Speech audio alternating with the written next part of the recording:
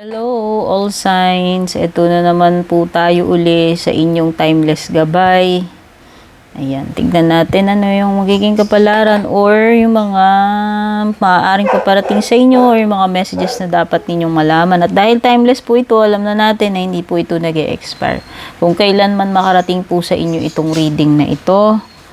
So, gusto ko lang din mag-thank you sa patuloy na pagsuporta, pagsubaybay nyo. Grateful po ako. Malaking tulong yung mga like, shares, comments ninyo.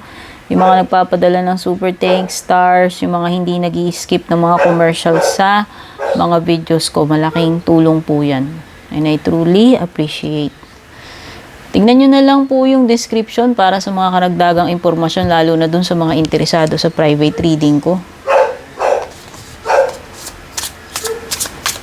Tingnan natin yung pinaka-message na niya.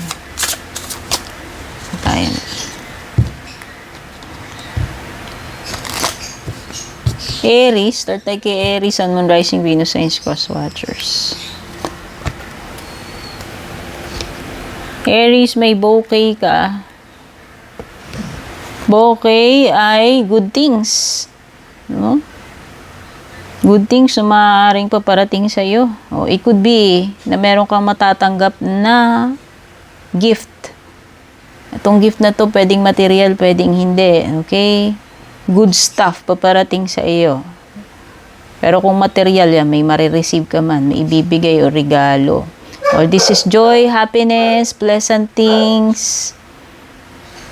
Or it could literally mean na makaka-receive ka ng bouquet ng flowers, no? So, hindi ko alam, pwede rin naman. Or something that will make you happy, yung marireceive mo, or pwedeng may mangyayari sa'yo na yun yung magbibigay sa iyo ng happiness. Flattery, o baka may admirer ka. Itong admirer, pwedeng romantic, pwedeng hindi, ano. Ang paghanga, hindi lang naman yan yung mga umiibig, eh. Okay?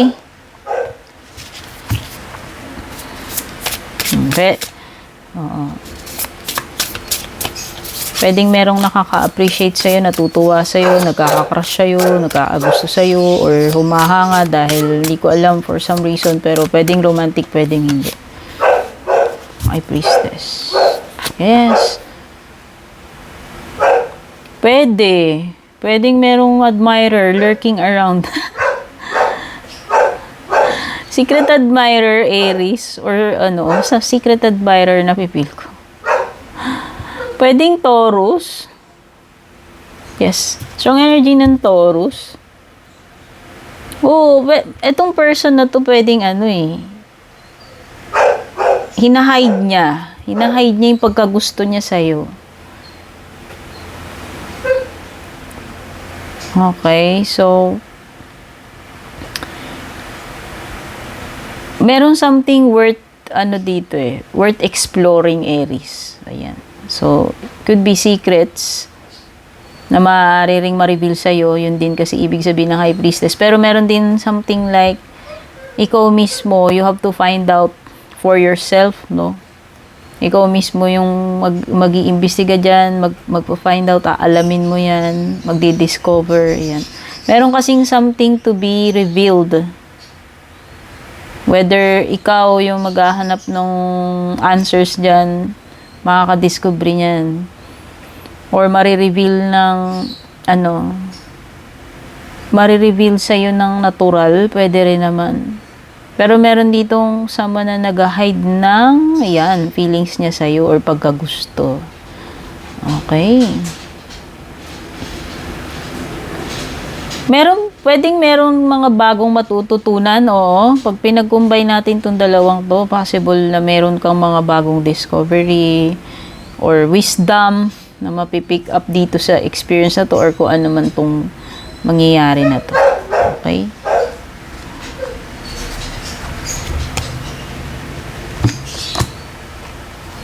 Taurus, Sun, Moon, Rising, Venus, Signs, Cross Watchers.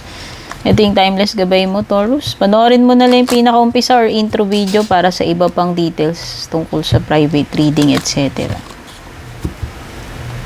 Timeless reading to, Taurus, kaya kahit kailan makarating sa iyo itong reading na to. As long as natagpuan ka nitong reading na to, baka para sa iyo to. Meron ka moon card. O, baka Pisces energy yan.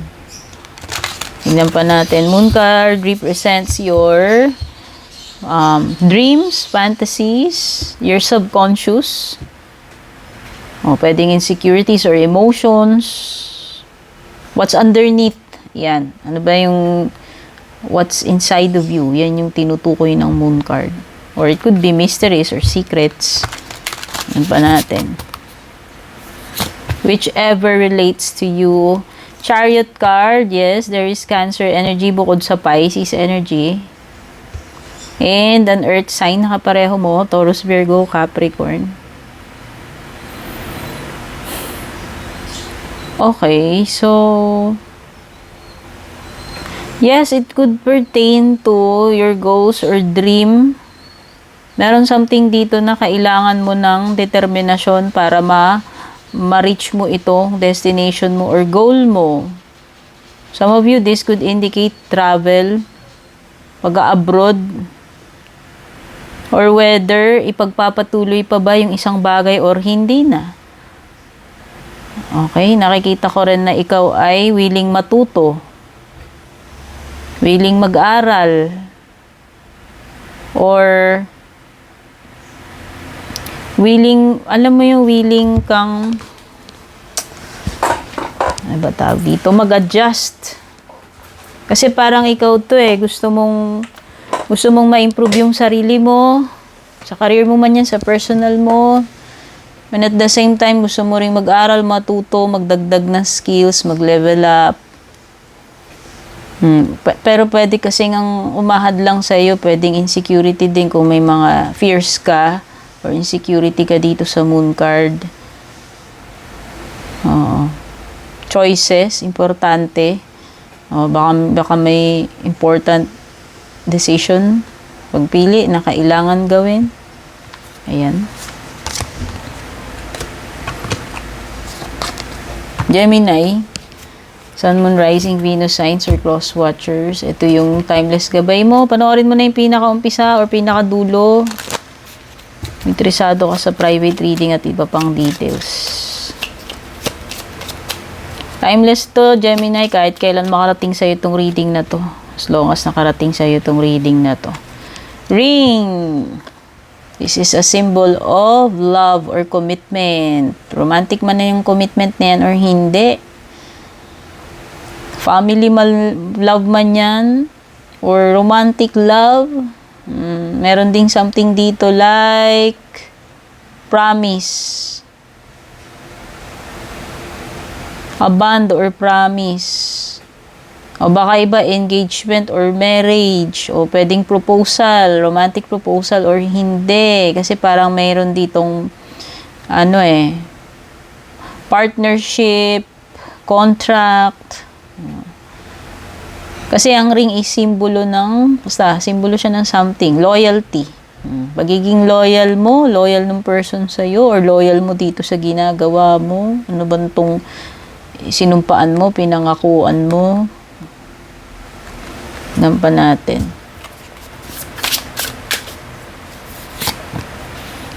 Ten of Wands. Okay, maaaring may fire sign dito. Maaari ding mayroong Taurus dito.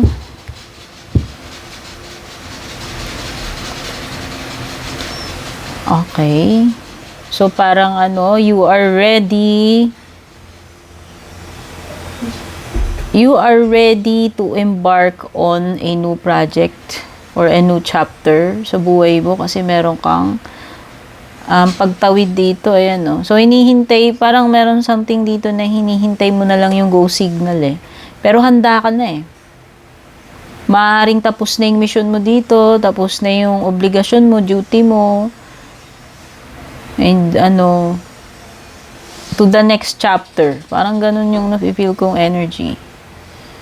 O, pwedeng pag-move on para sa iba dito.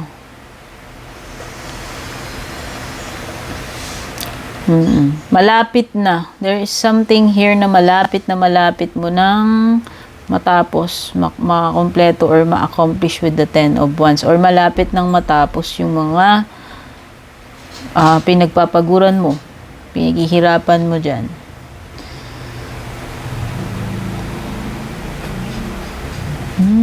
Okay. So, meron something like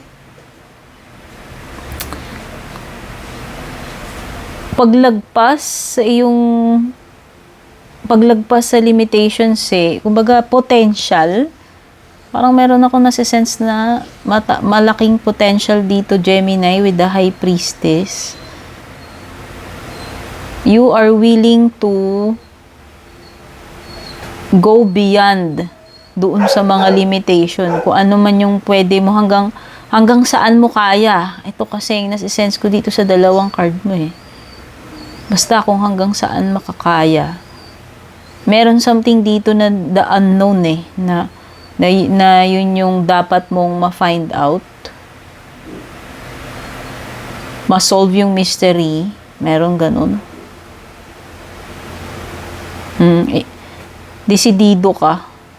Desidido ka na na ma-solve mo yung bagay na yan, yung mystery na yan, yung unknown na yan. Desidido ka na matuklasan niya, malaman mo yan. Okay? Next is si Cancer. Sun, Moon, Rising, Venus signs or cross watchers. Ito yung timeless gabay mo, Cancer. Kahit kailan makita ito, kailan makarating sa'yo itong reading na ito. Panoorin mo na lang yung intro, pinaka-umpisa or pinaka-dulo para sa mga iba pang details like private reading. House. Tingnan pa natin yung ibang card mo muna. House is about family, security, privacy Kung alin man yung nakaka-relate sa'yo dyan. Pwedeng literal na may kinalaman sa pamamahay ninyo, sa tinitirhan mo, or sa pamilya mo. Pwedeng security ng doon sa lugar nyo, sa bahay nyo, or pagiging secured ng iyong family, pagiging kampante ng loob mo. Pag sinabi nating house, doon ka magsisettle Kumbaga, doon ka laging uuwi So, kumbaga, yung energy, yung feeling ng pagiging at home. Whether literal na bahay ninyo yan, or workplace, or a relationship, meron. Anything na ganun. Related sa pagiging secured, komportable ka doon, at home ka doon, or welcome ka doon. Na it is something na babalik-balikan mo kasi masaya ka, you feel you feel belonging, no? Kahit hindi literal na tungkol sa bahay ninyo yan, yung mga energies na sinabi ko sa'yo. Okay, may earth sign dito, Taurus, Virgo, Capricorn, meron ka ring water sign. Okay. So, you're feeling nostalgic. Some of you here, you have 6 of Cups. So, this is something like pagbabalik sa dati mong tinitirahan, or it could be na merong mga childhood memories dito. Basta memories. Or place. Yes, place. Kasi house and then 6 of Cups So, definitely pwedeng memories or may literal na uuwian ka, babalikan ka.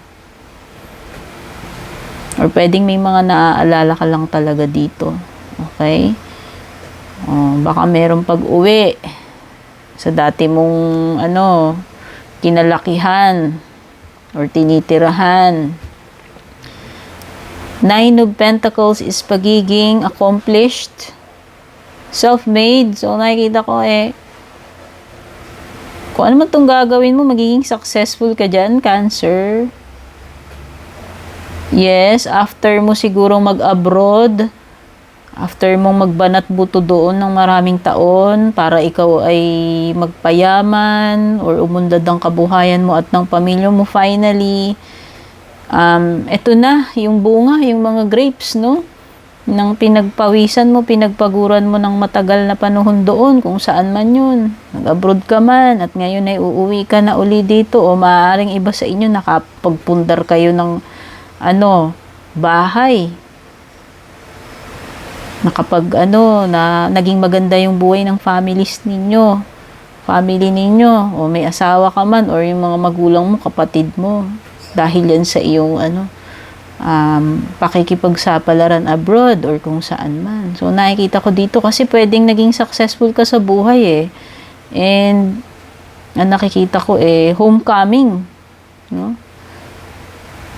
Pag-uwi, pag-reunite with your family, or pagbisita sa dati mong mga kaibigan, kababata, or yung dati mong tinitirahan, mga kamag-anak mo, etc. Okay. Leo, Sun, Moon, Rising, Venus, Signs, Cross Watcher. Sorry naman. Ayoko mahulog yung card ko kasi masisira. Nakukupi. Sun, Moon, Rising, Venus, Signs, Cross Watchers. Ito yung timeless gabay. Kahit kailan mo ito mapanood. Hindi ito mag-expire as long as nakarating sa'yo, nahanap ka na itong reading na to. Baka para sa'yo yung mga mensahe. Panoorin mo lang yung pinaka-umpisa or pinaka-dulo. Kung interesado ko sa private reading ko at sa iba pang details. Leo, meron kang anchor. Kamag-anak mo ba si Popeye? Joke lang. Seafarer ka ba or seaman? Okay, or yung asawa mo or kung sino man sa family ninyo, may nagbabarko dito or sasampa pa lang ng barko. Oo, pwedeng ito yung profession mo or profession ng taong kakonect mo o related sa'yo by blood kung family mo yan. But this is also a card of settling down. Kaya iba sa inyo kung nagpaplano kayong magstay sa isang lugar, sa isang relationship. It could be a marriage o long-term commitment. Doon ka na magsisettle down eh. So, pwedeng doon ka mamamalagi ng matagal. May relationship man yan or lugar. Okay? Ayan. At kung ito naman ay energy ng kung ano man, ibig lang sabihin nito, it will stand the test of time. Magiging pangmatagalan na ito. Yan o. Something that is long-lasting ito.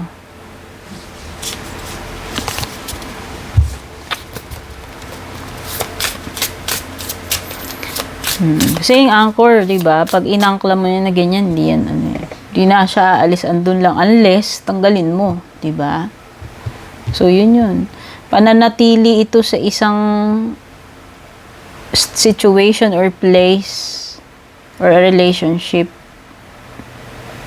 na na siya, tawag dito, fix na or pang matagalan na, permanent, baka pagiging permanente mo dyan sa iyong trabaho or pagiging matagal mo na dyan, tenure or tenacity ba tawag?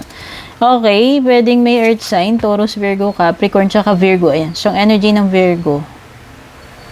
Yes, may mga barko na naman dito. Baka may travel by water, by barko. Sabi ko nga, pwedeng seafarer kayo. Ano man ang trabaho ninyo dyan. Or pwedeng overseas kayo sa malayong lugar. Abroad.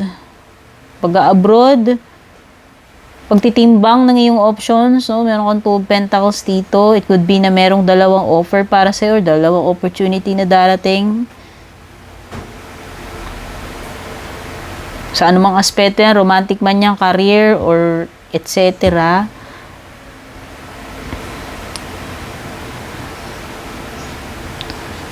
Okay, pwedeng kino-contemplate mong mabuti ito with the Hermit card. Pinag-isipan mong mabuti. Siguro ayaw mong magkamali. Gusto mo lang maging sigurista. Pero pareho kasing pwedeng parehong importante to or parehong maganda yung offer na yan. O naman itong pinagdidesisyonan mo, ina-analyze mo, tinitimbang mo, or pinagpipilian mo. Okay? Pareho kang magkakapera dyan. Yun lang yun. Pareho siyang may potential. Parehong opportunity. Kumbaga nasa sayo na yan. Choice mo na yan. Ida-drop. Pero parang kasi dito is kung hindi mo sila kayang i-keep pareho, pagsabayin, definitely, meron kang something na ida-drop dito. Kailangan mo lang mamili. Okay?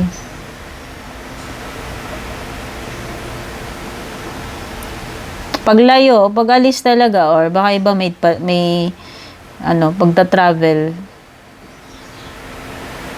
So, magiging ano ka na naman uli. Kung ikaw ay seafarer, back to barko ka na naman, o back to lonely life na naman doon. Baka ma-homesick ka na naman, hindi ko alam. Or magiging, feeling mo okay, back to solo flight na naman, malayo sa family. Pwedeng ganun. Okay?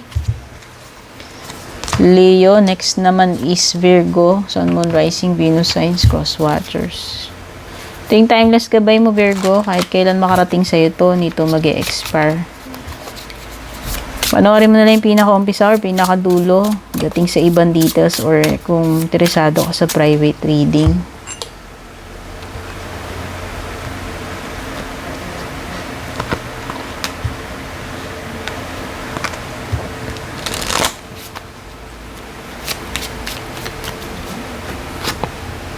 Cross. Okay, challenging card. Virgo. May kinalaman to sa mga mga responsibilidad mo, pero mabigat eh. Something na mabigat yung energy dito. O pwedeng ito ay pagsasakripisyo mo, kalbaryo mo, something na mabigat, parang krus na pasanin kasi siya eh. O pwedeng mabigat na problema. Basta meron ditong something na heavy gat burden. Okay. Baka ganun. Meron kang something na mabigat na pagdadaanan or pinagdadaanan. O pasanin. Kung ano yung papasanin mo na yan. Heavy burden siya eh, or big problem. Okay. Or it could be a loss. Pagkasawi. Basta challenging ito. And heavy. Oh. Yes, it could be na may mga trials na paparating sa'yo. Hindi ko alam kung nangyayari na yan or mangyayari pa lang ha. Depende yan sa inyo. Hindi pare-pareho yung timeline natin. So, kung kailan darating sa atin yung mga bagay-bagay. Kaya bahala na kayong umunawa, mag-adjust. Okay, may air sign energy, Gemini, Libra, Aquarius at kapareho mong earth sign, Taurus, Virgo, Capricorn. Okay. Positive naman nakikita kong sequence ng baraha mo. So, whatever ito, mabigat na pinagdadaanan mo, mananalo ka dyan. Mananalo ka, huwag ka susuko, huwag kang panghihinaan ng loob kasi ayan 5 of swords. So nakikita ko na malalagpasan mo yan, mapagtatagumpayan mo yan. Okay?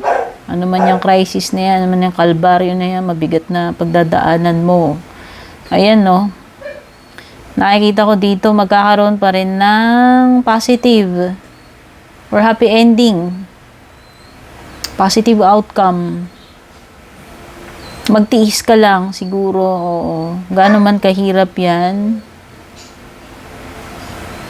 Etong laban na to, huwag mo lang sukuan. Nakikita ko naman na maitatawid mo yan.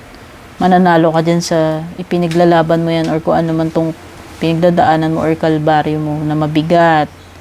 At nakikita ko, aanihin mo yung rewards dyan, no? Ang daming pence. So, ikaw ito, na still standing with the 9 of Pentacles, ikaw ito na finally kahit mag-isa kinaya mo.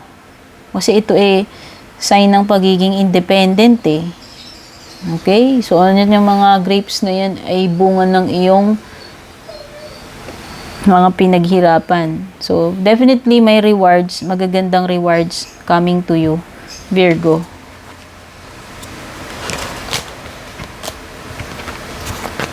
Libra, Sun, Moon, Rising, Venus, signs, cross watchers. Libra, this is your timeless gabay. Hindi ito nag-expire kahit kailan mo mapanood ito or kailan man makarating sa iyo ito. Panoorin mo na lang yung pinaka-umpisa or pinaka-dulo, Libra. Pakitignan yung mga nakalagay sa description kung interesado ka sa private reading at iba pang details. Lahat nandyan.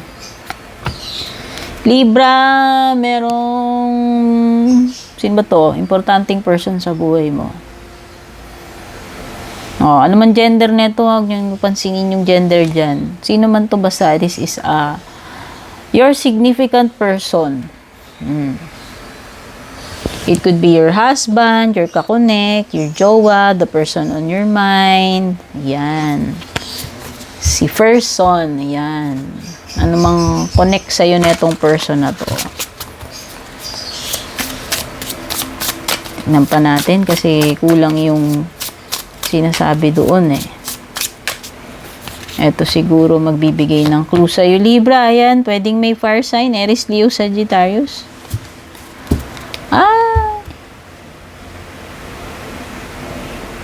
Merong marirevive na connection itong person na to kung sino yan.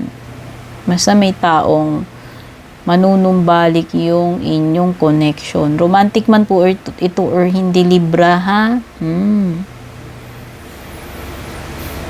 Oo. A person na mas bata sa'yo or ikaw yung mas bata kasi may page. Yes. So, nakikita ko dito parang namatay na yung connection, namatay na yung spark, pero marireignite. Magiging curious ka uli sa kanya or magiging curious uli siya sa'yo or vice versa, hindi ko alam kung ano yung nagre-relate sa inyo, basta. Panunumbalik ng iyong passion or about something, sa career man yan, sa relationship man yan. There is a calling, baka yes, sumulpot na lang ito. Manumbalik sa buhay mo, magparamdam, kontakin ka. Mensahe kasi din tong page of wands. So, ayan, it could be an exciting news for you. Something that will spark your interest or magi-ignite ng passion mo. Bibigay sa'yo inspiration. There is a calling, Libra, na kailangan mong i-address or harapin. Something here or someone is calling your attention. Okay, it could be ikaw, Libra, na nagmumuni-muni ka and then ina-assess mo ano na yung naging progress mo dito. Okay? Pwedeng may realization or pagkagising, Libra, kasi ito ay wake-up call. Sabihin mo na, may wake-up call dito. Okay?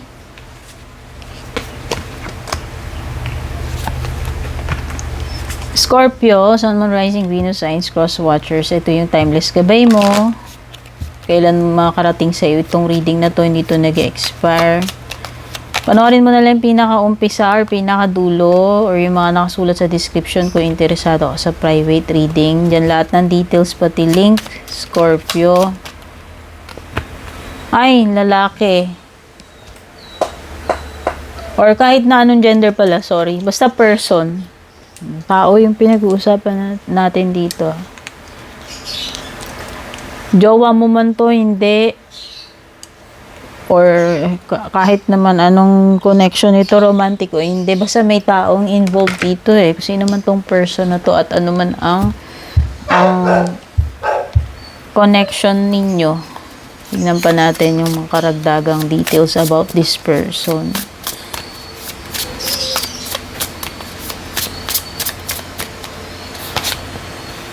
Six of Swords.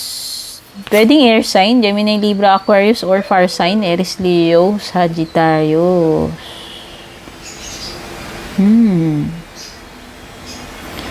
Okay, bagong person sa buhay mo, meron. May mamimit ka or merong bagong person. Romantic man yan or hindi. Kung relationship to, masasabi ko sa'yo kung jowa yan, this is a mas okay na partner or better, mas better itong paparating sa yung connection na to or relationship. Or yung iba sa inyo, kung nagpaplano kayong either ikaw yung lumalayo dito or siya yung lumalayo sa'yo para maghanap na lang ng iba. Basta meron something better na darating sa'yo. Career man yan, lilipatan man yung bahay. Kasi parang meron ding ditong something na parang nagta-transition ka. Papunta doon sa next stage ng buhay mo or papunta sa next career or next relationship. Pero definitely, naghahanap ng mas okay, mas better. O, relasyon man yan, trabaho, etc. O, pwede rin may pagta-travel dito or moving away, pagtalikod, leaving behind something, may pag-iwan, pwede rin. Which involves, yun nga, an air sign and a fire sign. Yes, meron ditong panibagong magkakagusto sa'yo or ikaw yung magkakagusto rito. Andun yung spark, andun yung attraction. It could be na matcha-charm mo siya or matcha-charm ka niya. Tao man ito, hindi ha. Kasi pwede ka rin namang ma-charm na, uy, magandang tumira dito mas maganda ditong bahay. Mas magandang bahay itong lipatan or mas okay itong workplace. Mga ganun. So parang something na maa-attract ka dun mamamagnet ka doon. Malakas na sex appeal, charisma ito. Kung tao, sex appeal. Charisma. Charisma kung lugar or kung anumang bagay yan. Okay?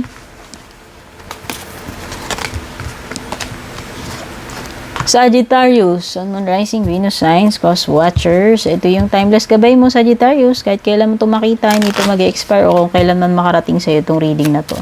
Kung interesado ka sa private reading ko, panoorin mo yung intro or pinaka-umpisa or pinaka-dulo or mga nakasulat sa description. Andyan lahat ng details, pati link kung meron man or sa screen, kung may nilagay ako sa screen. So, yung unang card mo dito ay puno. It could be someone na matanda na. Kung tao yan ha. Someone who is very wise. Maraming wisdom na yan. Maraming na pagdaanan niya. Maraming natutunan sa buhay. Sobrang matured na. Kung health yan, maganda yan. Ang ibig sabihin nito ay longevity, good health. Kung business, kaperahan, maganda rin. Career, stability, wealth, money, prosperity. Yan yung mga. Or it could mean learning. Kasi merong growth, may wisdom. So, pwedeng something nakapupulutan mo ng aral, ng wisdom. Or experience. Pagiging matagal na. Oo. Experience na yan kasi gurang na yung puno. Tignan mo, ang gulang na ng puno. Or it could mean something related sa heritage, sa genealogy, sa family ninyo, sa lahi ninyo, or ancestors ninyo, roots. Yung mga pinagmulan ninyo, binhi, family. Okay? Pwede may mga family-related issues dito na matagal na. Malalim na yung ugat. Oo. Kung sinabing malalim yung ugat, ang lalim na ng pinagmulan neto. Okay? Something from the past. Pwede rin daw. Growth. Ibig sabihin yan. Paglago. Okay, may potential pa na na magtagal. Mas maging stable. Pwedeng may water sign, Cancer, Scorpio, Pisces. Pwede ring Sagittarius, nakapareho mo or ikaw ito. I don't know. Pero merong Sagittarius energy. Wow! Matagal na. Malalim ang feelings, matagal na yung feelings. Or kung samaan ng loob to, matagal na yung mga sama ng loob, mga hidwaan. Pero if this is a romantic partner, it could be a partnership na matagal na. O baka marriage or ewan ko, matagal na yung connection ninyo kung hindi man kayo magkasama nito. Pwedeng past o past person na merong nagkaroon kayo ng seryoso or feeling sa isa't isa. At kung ito ay something nga, sabi nga, stable, malalim malalim ang ugat, matandang puno na yan So yan, ito hindi basta-basta kasi malalim ang ugat nito. Positive in positive terms man yun or in negative terms, in romantic man yan or not. Sabi ko nga, this is something na matagal na. O limbawa, hindi mo alam, meron ka palang sakit, ang tagal-tagal na pala yun. Or hindi mo alam, meron taong nagkakagusto sa'yo na matagal na pala yun. Or maybe, pareho kayo, hindi ko alam. Or samaan man ng loob yung mga yan, romantic man yan, hindi, sa family man yan, or what.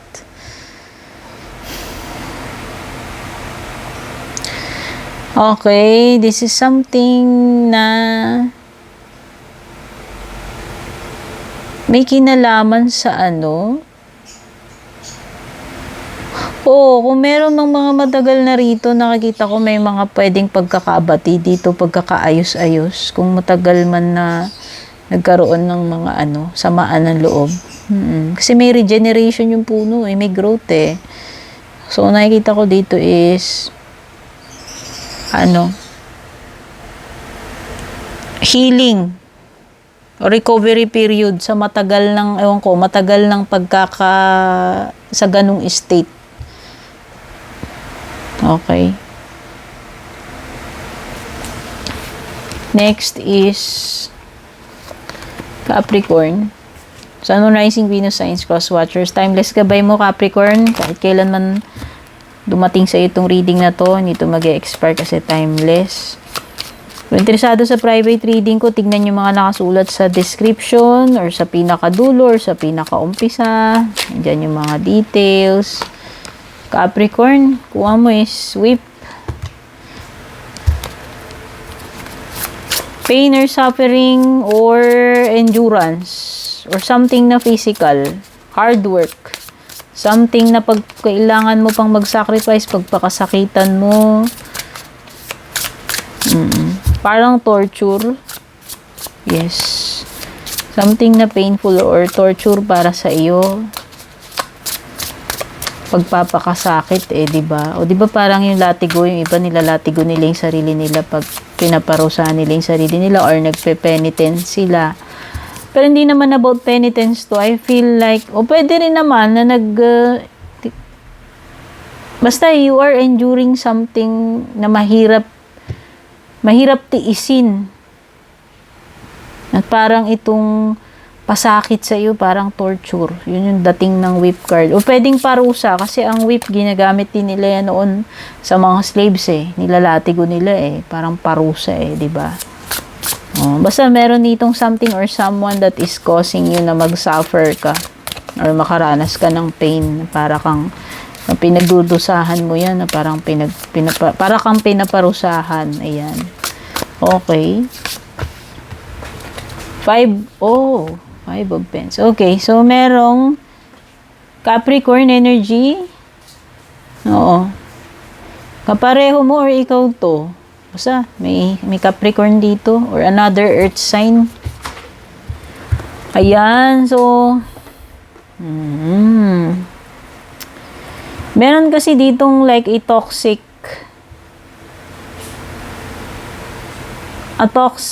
situation or a toxic connection o toxic behavior or addiction, attachment na yun nagdudusa sa iyo na mag-suffer ka, whether this is caused by you or caused by another person para lang pagdusahan mo yan, o pwedeng this is something na ang tagal-tagal mo nang naghihirap kasi para ditong hirap na hirap, hikahos, pwedeng related sa pera.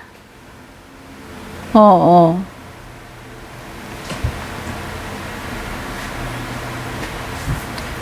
Pagiging desperate, no? Nakikita ko kasi parang hindi ka makaalis dito sa connection na to kahit na alam mong BS yan or bad sa'yo. Basta, o baka meron may bisyo dito para maging maghirap kayo kasi ng malas.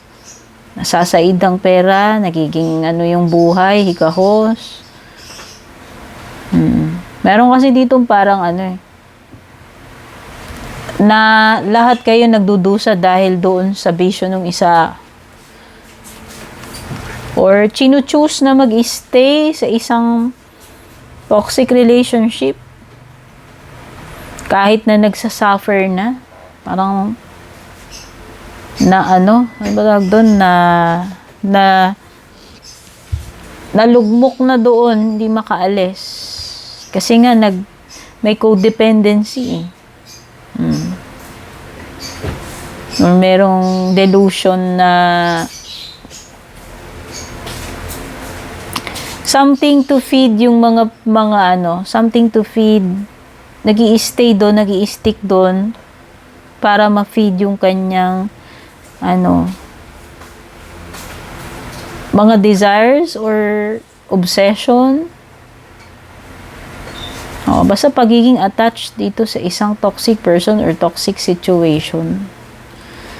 Okay? Na-involved yung isang another Capricorn or another Earth sign. Yan. Hirap siya na kung ano yun, bisyo yun. Hirap maka-recover or magbagong buhay. Yan. Hindi matanggal-tanggal yung bisyo. Next is Aquarius.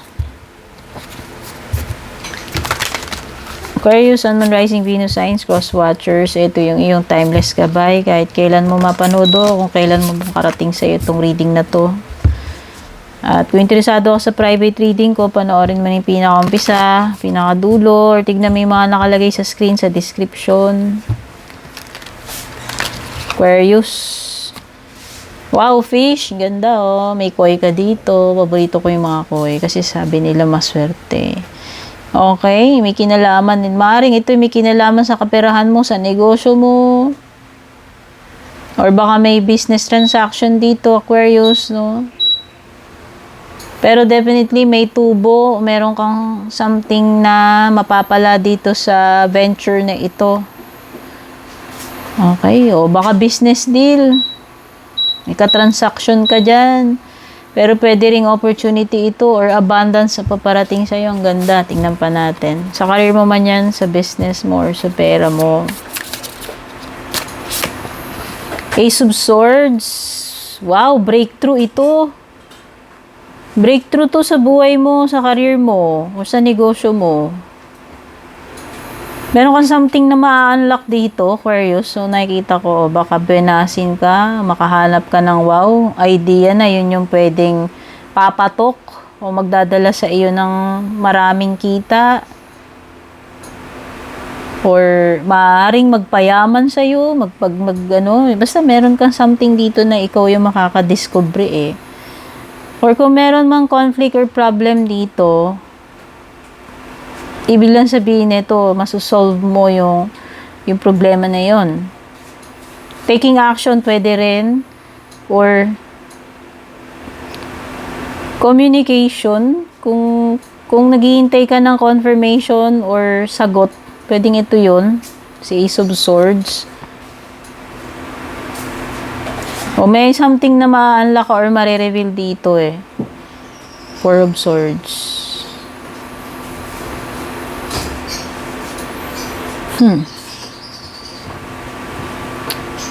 Okay, kung meron something dito na naging stagnant ng matagal, walang galaw, walang kabuhay-buhay, hindi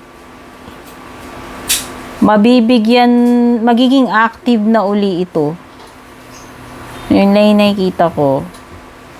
Something na pwedeng pumatok, mag-boom eh. Yun na-sense ko. Excuse me. Padigay ako, sorry. Excuse me naman, dear. Ayan. So, yan. Kung halimbawa, ito ay career, matagal ka na bakante, or yung negosyo mo, matagal na matumal, basta merong something na magiging paparating sa iyo na yun yung maaaring magbigay sa iyo ng success or breakthrough tungkol dito sa sitwasyon mo. Yes. O kung matagal ka nang nagpapapetics, patulog-tulog ka dyan, or inaantok-antok ka dyan, naghihintay ka ng big break, ito na yon. Ito na yung sign. Okay? Grab mo na yung opportunity na yan. And finally, Pisces, ikaw na. Sun, Moon, Rising, Venus signs, cross watchers, Pisces, ito yung iyong timeless gabay. Ano yung mga mensahe dapat mong malaman, Pisces? Kung kailan man makarating sa itong ating reading, ito ay timeless, kaya hindi ko nilalagyan ng petsa yan. Kung interesado ka sa private reading ko, tignan mo yung intro, pinaka-umpisa, or yung pinaka-dulo, or yung screen, or yung mga nakasulat sa description. Nandyan yung mga details or link na kailangan. Meron kang site. Pwedeng consequences to. Cause and effect, Pisces. Kung ano kasing tinanim mo, yun yung aanihin mo. Site is related sa, may wheat fields dito. So, pwedeng pag-harvest ito. O whether this is karma, mga consequences ng past actions mo, or ano man yung itinanim mo na yan, it could be bunga or return. Oo, kasi tinanim eh. Nagbinhi ka, and then naanihin mo. Okay? What you sow is what you reap. Yan yung side card. Pero pwedeng this is a warning tungkol sa danger. O pwedeng may threat, danger, mag-ingat sa accidents, anything na, o pag sa health, mag-ingat din, especially surgery.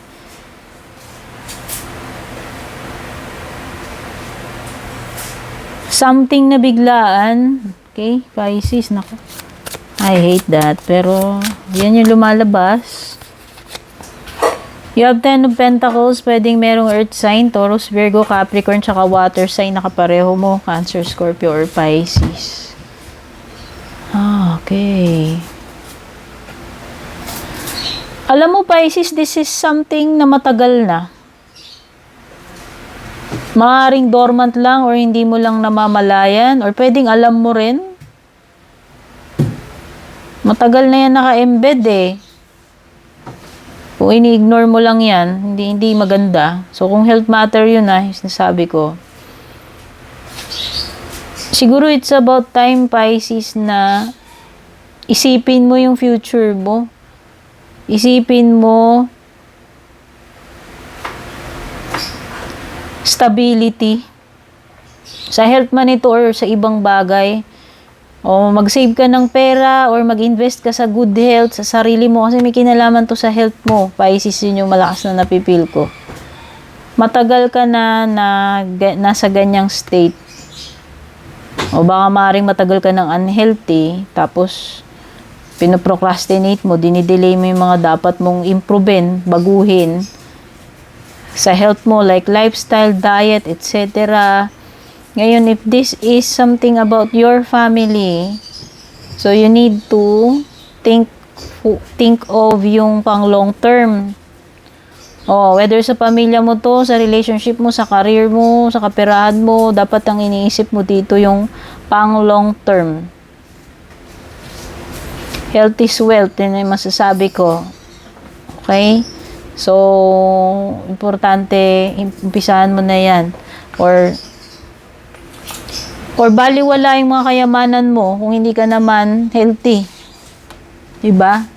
Saan pa tong mga kayamanan mo, napundar mo? Kasi meron ditong something about, pag-i-invest. Ayan. Whether kaperahan man yung dapat mong pag-investan or hindi. Pwede kasing hindi material eh. Pero malakas din yung energy ng material at pera dito kasi marami kang coins, no?